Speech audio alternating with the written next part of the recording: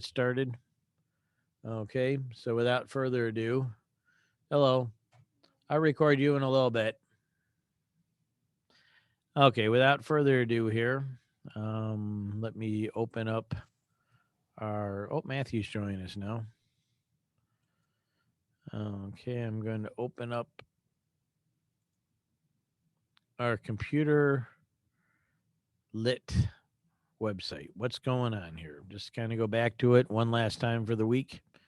And we're getting at a point now where you guys got to take some lead on some stuff that in reality is quite simple, but I know for some of you it might be a little bit intimidating. So I'm going to talk about that. Okay, this week our big focus is on audio. One of the reasons I'm talking about the audio and trying out some different mics here. Getting good audio for whatever project you do. It could be for a video project, could be for a podcast, could be for just recording music. Whatever it may be is important. Now, in this class, we by no stretch of the imagination get into anything beyond the most minimum basics of audio. If you like this kind of stuff, take my digital video production class. We get into a lot more audio, and we do both audio and video projects in there. But for this week here, first thing is, I'll just go and go back to this before I forget. This was already due, so hopefully you've done this already. But it's very easy. You just open up a Word document, you're watching a little tutorial video, and you're making stuff with shapes. There's a whole lot of shapes and lines too in Word. It's very easy to work with. Little tutorial. Just make a bunch of shapes, change colors, change fills. A fill is what goes in the middle. So if you have a circle and you have a color in the middle, that's a fill. Now the line around the circle here can have a different color. You could have like a red line around it and like a green fill or something like that. So that's the difference between a color and a fill. And the lines don't have a fill because they're just a line, but you can go in and change the weight. The weight makes the line look different, thicker, not as thick. You can have, you can have lines that look like arrows and stuff. So they got a lot of options with that. Very, very easy assignment. Watch your tutorial, open up Word. Now, the biggest challenge for a lot of the students in this class when we first get into Word is they're open. If they can figure out how to open the full version of Word, you gotta make sure you don't use the online only version by accident. Then a lot of them will hit save and save it into OneDrive because OneDrive is made by Microsoft, just like Word is made by Microsoft. Well, guess what?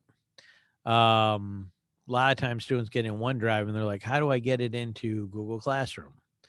I've had students do two things in the past. I think the easiest and the best is make a copy. You can open it up and save a copy and then set that to go to your desktop. Click around the menus, save a copy of your Word document to the desktop. Name it what I usually recommend you name it, like in this case, maybe shapes or something. So it's easy to find. And then open up your Google Classroom, go to your desktop, upload it. And that's usually a really easy way to do that. I've had some students figure out ways to get some type of link from OneDrive, and they put in it works. So if you think that might work and that's something you can easily do, feel free to try it. If it doesn't work, we can always go back to the other method. Okay. So you're getting into Word, so you got to get used to finding the full version of Word on your computer. If you're not sure, click around, talk Miss Rosalind, the help desk. What I've told students in the past is when you first log in, way in the bottom left corner is a tiny little square. It's not anything big, a little tiny square in there. Almost as if you don't even realize it's there. But I was told if you click that square, it'll bring up a list of all the programs. And it does. I've done it with student laptops in my class. And on that list of all the programs, we went all the way down to the W's where Word is. I believe it was on the W's. So then that's the full version. That's got all the features in it, things that you need for this class. So yeah, that's what you're doing here. So it shouldn't be that hard. Then the other three here are all relating to audio. You got the intro to audio, which kind of got some different. These are one video is like a minute, one's 3 minutes, and one's 17. So a grand total of 21 minutes of video, not much. And then you got some questions to go with it. So you get to learn a little bit about microphones and a little bit about audio stuff and some free audio software. There's all kinds of audio software out there. There's a lot of it's free, a lot of it's inexpensive, some of it is expensive, but you do not have to spend any money. You can use anything that you want that can record audio. It might be something built into your school laptop that records audio. It might be you can use your phone. If you got a smartphone, you can use to record audio. There's GarageBand for the iPhone. If you have an iPhone, that's one way. There's lots of software out there, a lot of voice recorders, a lot of audio recorders. If you have an iPad, they got stuff. You got an Android phone, they got stuff. Your Windows computer, they got stuff. You just want need to be able to record audio. So, what can you record? We're not talking for this assignment because this is where you learn about it. But I'm going to jump ahead to the audio project. This audio project's meant to be very easy, not hard at all. So once you find something, play around with it, have some fun with it. You know, do some. Oh, we're doing scheduling.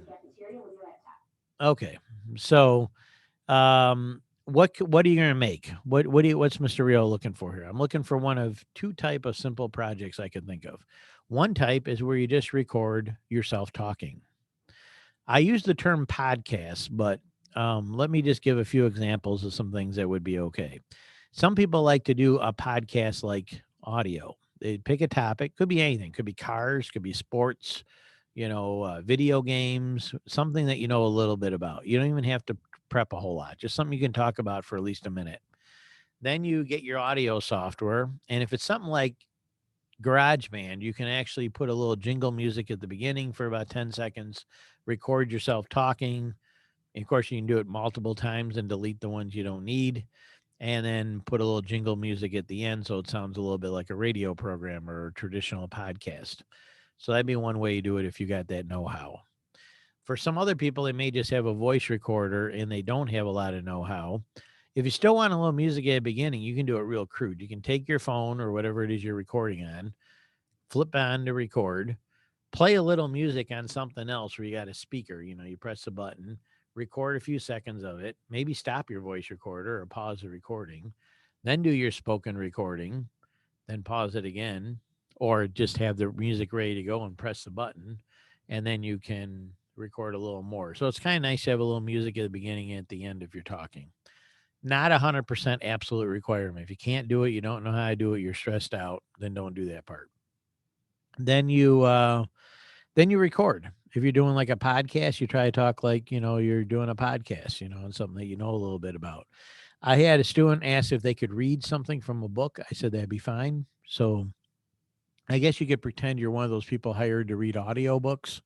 And I love listening to audiobooks. I download and get them all the time. I can listen in the car. I can listen while exercising. I can listen wherever I want, whenever I want. So I do that. So yeah, podcasting, audio, talking, anything in that category would be fine. Now, the other category that maybe no one will do, but maybe some of you want to do is for those that like music. Okay. If you like music and you want to record some music, could be yourself singing or someone else. It could be you or someone playing a musical instrument. You could use programs like GarageBand or whatever you can find to record music into. If you play guitar, anything you can record that music or singing or both. It could be one person, it could be multiple people. It doesn't even have to be you. If someone else will perform and you want to record it, go for it. Then sharing that recording as best you can. So you may just record it and just figure out a way to share that file to me. When you share the audio to me, you can just upload the audio file. It's that simple. The only other thing I ask that you do is put a Google Doc telling me what you did and what you used.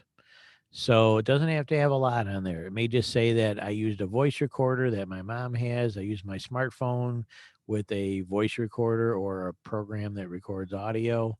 Um, Whatever it is that you use, something on your home computer, something on your school computer, just anything that you can figure out a way to do it. Okay. So that's the actual audio here. And again, we're talking like a minute or two. We're not talking about anything real long. Now, if you want to do longer than that, that's fine. If you want to do a song and sing the entire song and it's 3-4 minutes, go for it.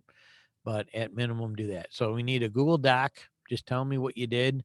What device did you use? What software did you use? Any details about your recording or editing or uploading, how you liked it, how it went, stuff like that. So that should be pretty easy for everybody. Now, the starting a podcast, this is you go to a actual, there's an assignment here, but you go to a website, and then as you're going through it, it kind of takes you through on the assignment, some of the things to do, and you get to learn a little bit about podcasting. And some of it near the end might touch on recording and stuff a little bit. So that's mainly a learn about the big picture, how to prep for it, and things like that. So we got audio editing, some videos. We got the podcast guide and website. We got making audio projects. Now the audio projects could double as a video if need be. I prefer audio only, but if the only way you know how to do it's going to double as a video, then so be it. Um, to have some fun with that. And then you got your shapes, lines, and fills. Okay. So you got plenty of things to do, plenty of things to keep you busy. Do you guys have any questions about anything? Let me see what's going on here in the chat. Could you see if you okay? I got someone asking me about something. Yeah, I'll check personal things after this is over the Zoom. Yeah, see, we got people added hellos and everything like that. Jeffrey, if you can add a hello, that'd be great. That's to the chat. But if anybody got any questions, you can either unmute yourself, you can put it in the chat. I got the chat window open right now. You got questions about anything, any problems or that. Now, you can always contact me anytime on email or on, um, you can message me. There's a phone number on there. Message me in my contacts. Okay. Okay. Other than a request to check one out, which I will do outside of this podcast. So it's like a podcast, this lesson on Zoom. I think that's pretty much it for today. Um, so I'm here at the studio. I'll be staying after school editing video, and we do stuff with mixing audio for HCTV. And like I said, they'll be out later today or tomorrow morning. Okay, so without further ado, Colin, thank you for joining us, and Hanson, and Matthew, and Aiden, and Sarita, and Tyler, and Jeffrey. So all of you take care.